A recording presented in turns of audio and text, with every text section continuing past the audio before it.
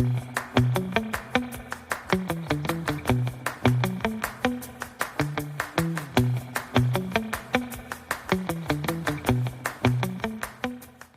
name is J Bobb, and I am a lot of things.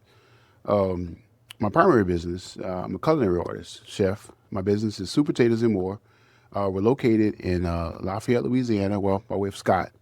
Scott is our smaller area, but I've been open now probably for a little over 11 years now. Independently owned and operated, do it all kind of individual. And of course, if you guys talk to entrepreneurs, you know that we're kind of like magic people. We do everything. We make it, we sell it, we box it up, we ship it, and we market it. So it's allowed me an opportunity to learn a lot of things quickly, or even be forced to learn a lot of things because things that I didn't know. What you start to find is that you have to wait on others, but sometimes instead of waiting on others, you can actually kind of sort of do it yourself. And again, when you're an entrepreneur, you can actually afford the space to mess up. So you may make a mistake here or there, but who's going to know? So you improve yourself as you go along by trying some different things. So that's the quick version of the story. Yeah, awesome. Well, you kind of answered my first question. I was just going to ask for a quick version, but take me back. What really drew you to the world of culinary arts and business? Give me an overview of your journey. That's my sister. She's here, and she knows that we grew up in a house of five kids, and we cooking was kind of sort of like it wasn't just a mode of survival. I'd always like to consider myself to be like a third option parent. So when dad couldn't do it, mom couldn't do it, I kind of got nominated. Are you But the but but oldest? yeah, yeah. I relate. But even so though, I can't tell you a lie and tell you that cooking is my passion. What is my passion is business. And so I think that's why my business thrives because I don't look at, even though I'm a culinary artist, if I listed the amount of jobs that I've got, and the amount of things that I dabble into, people are like, whoa, that's a lot. But again, I look at it almost like a science, right? So if you can identify who your customers are and you can identify how to give them what they asked you for, right? Because I think that if I was a passionate food person or if I was a passionate chef, and I am, but if that was my very, very first passion, I would probably be more inclined to feed people what I thought was good for them. But because I am a culinary artist, I look at it as, again, artistry. If you want something and I've got the ingredients to make it, I can whip it up for you. And no one else in town or in the city may offer that. So the next time when you get hungry, guess what you're more likely to do? You're going to come and see me. And so that creates like a real bond between you and your customer base because they know that you can do things that not a lot of people are willing to or even can do. Yeah, absolutely. That's amazing. You built Super Taters from a single creative concept. Mhm. What was the very first spark that inspired it? Again, wanting to be a business owner, you just have to kind of sort of find where your space is. And also, as an entrepreneur, or should I say, as a person who wants to be an entrepreneur, you've got to find where you fit. How many places exist? Like how many burger places? How many taco places? How many? There's a lot of these places. So I've got to figure out, okay, so what's going to be my area that I fit in? So instead of fitting just in a burger place or a burger space or just in a taco space, I decided to do all of them. So on my menu, and let me backtrack a bit. My menu is very unconventional. It takes up an entire wall of my restaurant. I've got quite a few HD screens that showcase the things that I'm able to make. Now, those things may not actually make it to the print menu, but again, it's that connection that you make, and people inspire your menu and they inspire the things that you actually create for them. So instead of actually saying, I'm going to just make burgers, I'm going to just make stuffed baked potatoes, I decided to make 100 plus different options. Some of them are local favorites, some of them are like southern delicacies, or some of them maybe the things that we grew up eating, or things that might have been, I would say foreign, but things that might have been unconventional. Some people might call them struggle food. I don't know if you could get a different ways of defining it. But you take that and you make a fancy version, or should I say an upscale version that can be duplicated. So you've got 100 different stuffed baked potato options. You've got about 10 or 15 burger options. You've got 10 or 15 wraps. You've got so many salads. So my menu is actually, again, it defies all, conventional restaurant logic. But again, it goes right back to my original vision of trying to create something that that appeals to the customer. And doesn't matter where you come from, you can find something that you like on my menu. I like to call it big menu energy. Yeah, I was going to ask you about that. That's really a part of your brand identity, it seems. And you explained it perfectly. I love that. And when I'm a musician, so when I think about big menu energy and having kind of something that strikes a chord with everyone, I that's something that I try to integrate into Right. my music too. Right. Kind of a little bit of like each little genre, a little bit of something that everyone can either find nostalgic or relate to, Right. or even like peppering in different lyrics. So Right. it's very cool. That's Well, an art again, it itself. allows you to reach so many different people. Exactly. And quite frankly, the journey has been really awesome. It's been unique because if I go back a couple minutes and I say, well, trying to find where you fit, and sometimes when you're trying to find where you fit, there's nowhere for you to actually fit. You have to actually create it. And so that's kind of where I'm coming from here. So it was hard getting started. And even at times, it's still hard selling the concept to people that, what do you do? And how do you do it? Why do you do it? And here we are. And we're still creating, 11 years later. COVID-19, the entire pandemic few years that we had kind of sort of threw us a challenge. It's like, okay, so how do you still provide this when ingredients are scarce? When people are changing, when people are mean, people are, they're scared. So how do you still be the steady and force or the steady hand?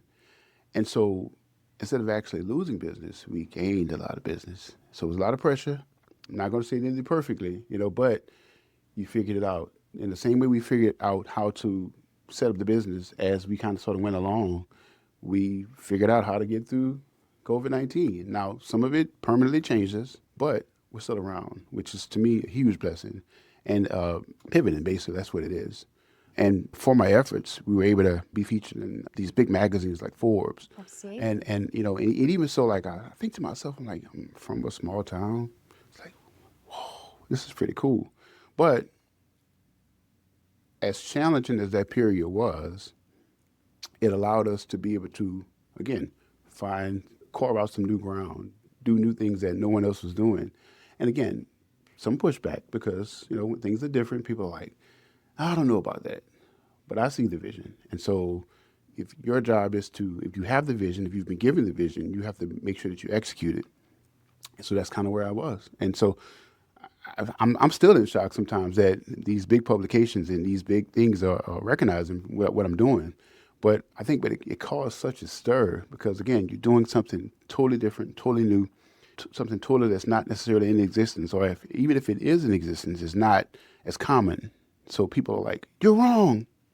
Not wrong, I'm just a visionary. Yeah. And that's exactly the mindset that we hear a lot among the people that come in here. I'm not wrong. I'm just a Right. visionary. I love I've, that. I've challenged everything that you think you know about whatever it is that you know. Yeah. But then again, and I guess maybe in your case, you're a songwriter. So you've got to write songs that's never been heard before. But how do you write a song that's never been heard before when you listen to the radio all day, you watch a music video. So how do I bring my unique sound, my unique vision to life?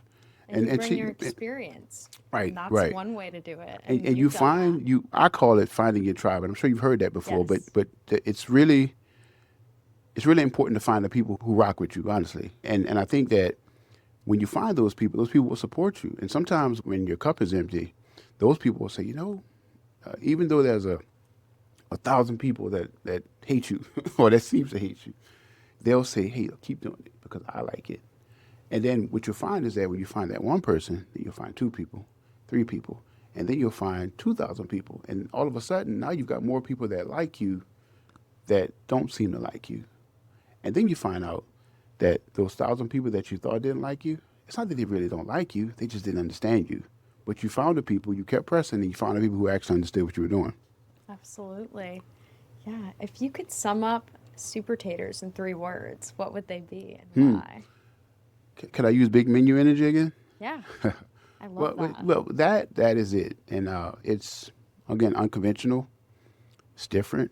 It challenges everything like logic. Normally with restaurants, especially, they say, well, have a few items that you do well. How dare you have an entire wall? We can't even make up our mind. But then again, if having to narrow down choices is the biggest problem that you have, I think that's a good problem to have. Yeah.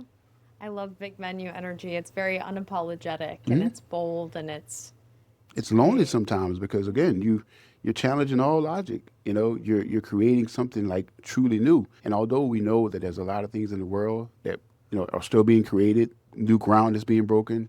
Sometimes it's evolving things that are already in existence that makes it unique.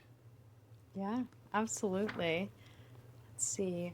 How do you approach creating dishes that are both deeply rooted in Louisiana flavors as well as totally unique to your brand? I go back a few minutes. When creating, I use my own experience as inspiration, but again, unconventional. I actually like to talk to the people that I service. People say, "Well, so wait, so you're the guy in Forbes, you're the guy on TV, you're the guy on these podcasts, you're the guy doing this, you're the guy in advertising, but you're also the guy that serves me at the register. Wait a minute." And so it almost cuts out the middleman because you can talk directly to the creative person. Now, again, it's challenging. I don't want to, pretend like as if it's not. But I think people can appreciate the fact that you actually want to hear what they have to say, and they can have actual influence on what you create. So something that I may feature, or even maybe not feature, just have as an option. A person can say, "Yeah, I remember back in 2015, I helped them create that," and then they're proud of that. But it's the truth. So when I get on, podcasts and I say this, they're like, yeah, he's right because now some people, once you get to be a certain size, you're like, okay, I'm in this corner office, I'm wearing three-piece suits, I'm on TV now, I'm in Forbes. I don't have to talk to these people because hey, they're already buying stuff from me. So one of the biggest shocks is like, yeah, you're actually still involved. So I could have gone corporate a long time ago. I made the decision, and I make the conscious decision not to be corporate. I still want to have a connection, and that helps a lot. So that's if I answered your question, I think that was the motivation behind creating dishes, the people, and you can't, even though you might want to, even though the opportunity presents itself to become corporate, you have to intentionally choose not to be. Ooh, that's great advice. And I feel like I really some of the brands and businesses that I've stood behind the longest, I've made that personal connection with the owner. So it really builds that loyalty and trust too, which is And listen, there's huge. a lot of money, a lot of status, a lot of progress that can be made because people are like, let me chase this dollar.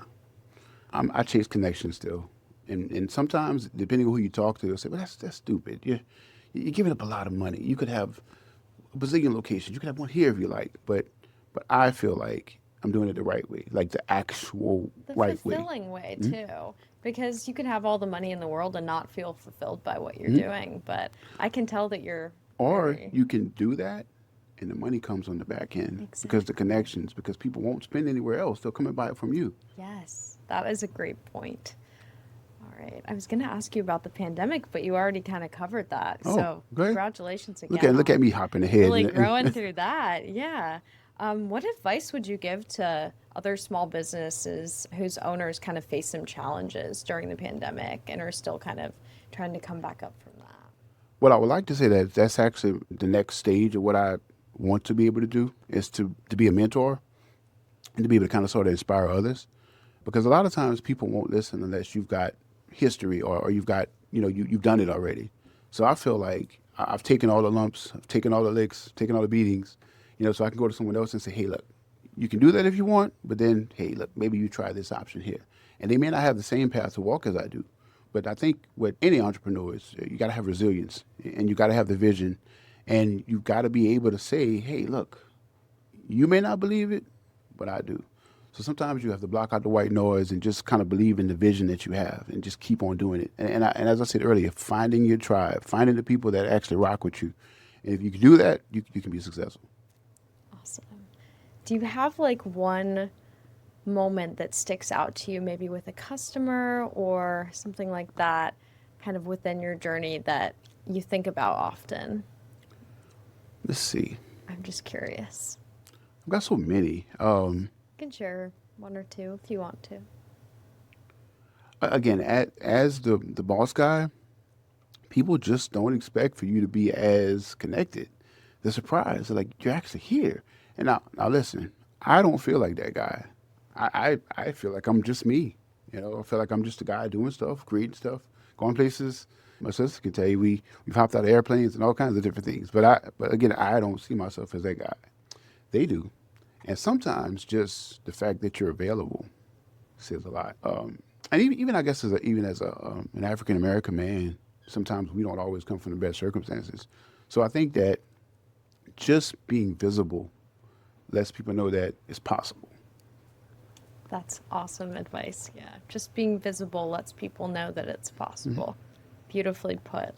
Well, is there anything that I didn't touch on that you want to share with our audience today? Let's see. Probably a lot, If, but if well, I'll drop one more nugget of advice. yeah, I we'll think that take all of sometimes it. in entrepreneurship, sometimes we only know what we know. So you have to be open to learning, to growth. The thing about growth is, though, sometimes we think of external growth. We think that we need a billion locations, and I'm not telling anybody that that's a bad thing. Sometimes growth can be internal. Sometimes growth can be your internal. Sometimes growth can be internally growing in the building that you're in. Growth can be learning more. Growth can be expanding what exists already under the roof. It can be evolving. It could be having better trained employees. It could be a lot of different things. And I'm an example of that. Being I call myself a small business that thinks bigger. But to say that we've been able to have like this national footprint and these worldwide features, it's like, whoa. I still have to pitch myself sometimes to kind of think that that's me. Yeah, that's me on that picture.